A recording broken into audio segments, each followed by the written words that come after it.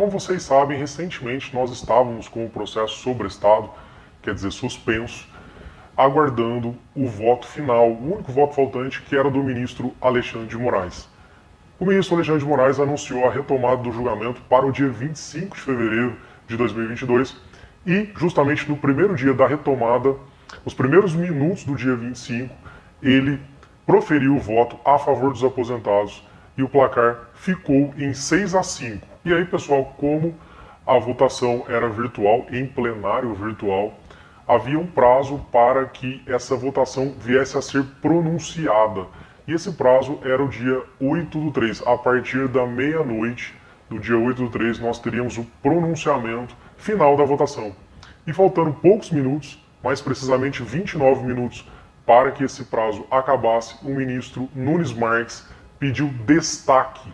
E aí, segundo o regimento interno do Supremo Tribunal Federal, esse pedido de destaque tem o condão de levar esse processo a julgamento físico, em plenário presencial, plenário físico, com a retomada da votação em 0-0.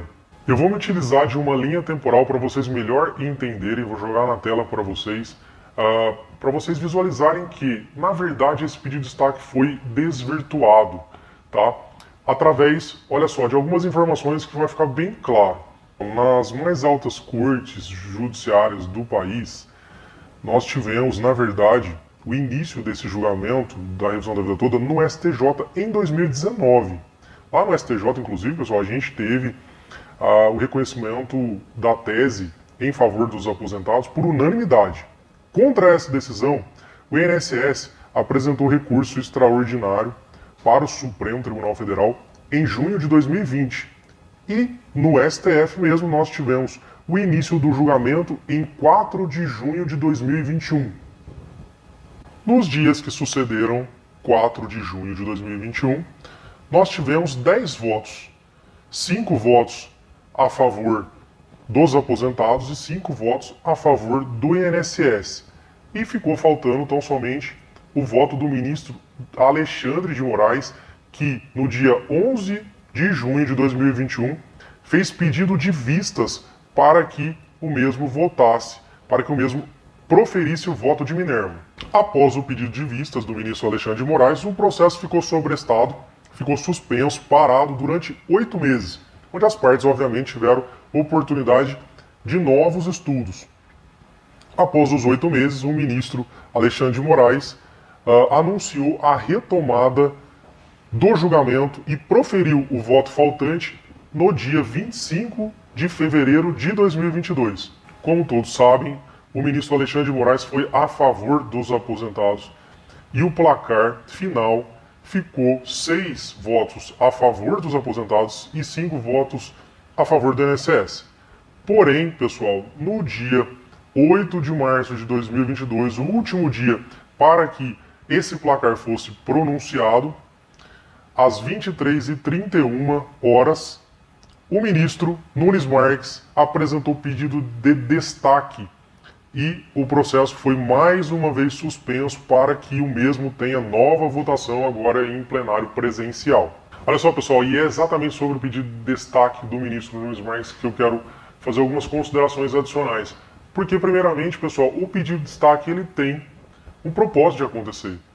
Na verdade, durante um julgamento, o regimento interno permite que se faça o pedido de destaque quando o tema se mostra muito importante e há necessidade de maiores esclarecimentos sobre alguns pontos que foram mal esclarecidos, que estão nebulosos. Então, existe a possibilidade de levar esse tema a julgamento presencial quando o mesmo se encontra em julgamento virtual. Entretanto, um pedido de destaque ele não pode ser usado como um mecanismo de busca de alteração de placar. Nós temos que lembrar que nesse momento do pedido de destaque, como eu falei, às 23h31 do último dia para pronunciamento da votação, toda a votação estava consumada. Todos os 11 ministros tinham votado. E o tema, pessoal, tinha sido muito debatido. Todas as partes, como a gente trouxe aqui o cronograma, essa linha temporal, tiveram tempo mais do que suficiente para trazer todos os elementos, inclusive os econômicos trazidos através de notas técnicas anexadas pelo INSS no processo, foram extremamente debatidas e as partes tiveram total oportunidade de fazer todas as considerações que lhes cabiam.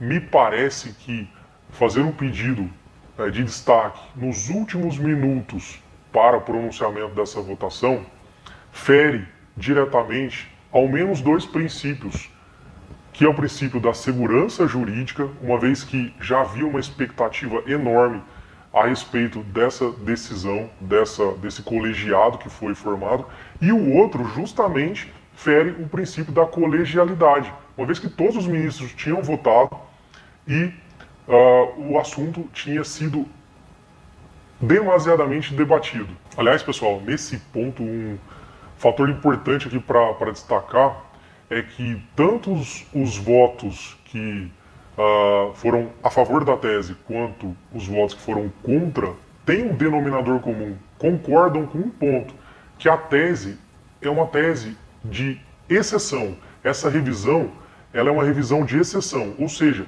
aplica-se para a menor parte dos casos. E é notório e sabido isso porque é normal que uma pessoa comece a sua vida contributiva, em regra, contribuindo em patamares menores.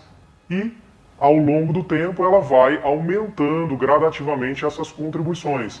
Então, como essa tese visa justamente incluir as contribuições anteriores a 94, é onde se tem que essa revisão é uma revisão de exceção, tendo em vista que a eventual inclusão dos salários de contribuição anteriores a julho de 94 representarão uma diminuição no valor das aposentadorias ao invés de majorá-las. Pessoal, olha só, acompanhe comigo novamente na tela algumas outras importantes observações sobre esse caso.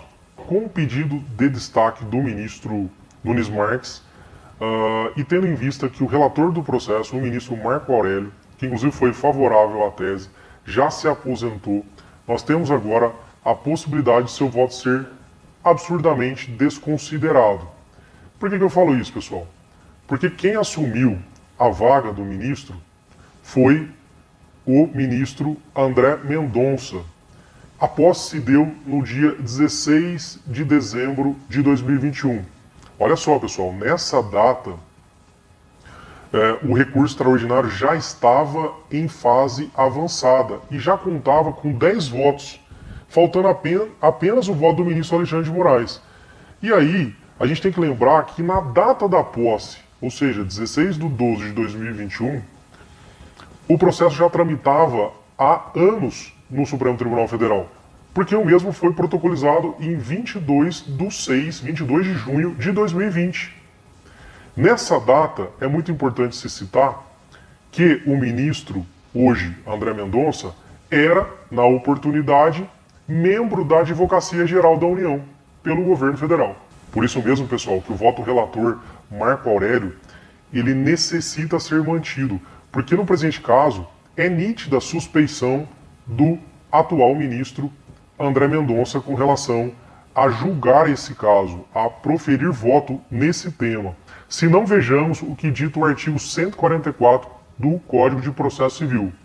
Olha só, pessoal, há impedimento do juiz sendo-lhe vedado exercer suas funções no processo quando promover ação contra a parte ou seu advogado.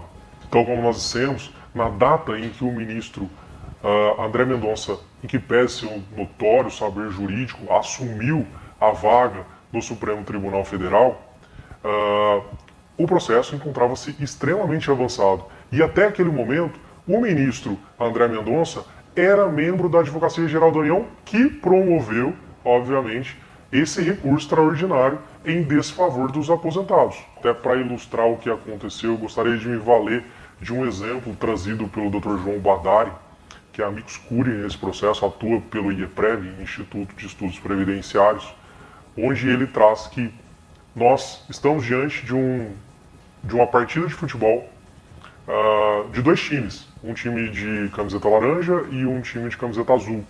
O jogo segue empatado no segundo tempo e, no segundo tempo, o time de camiseta azul faz 6-5.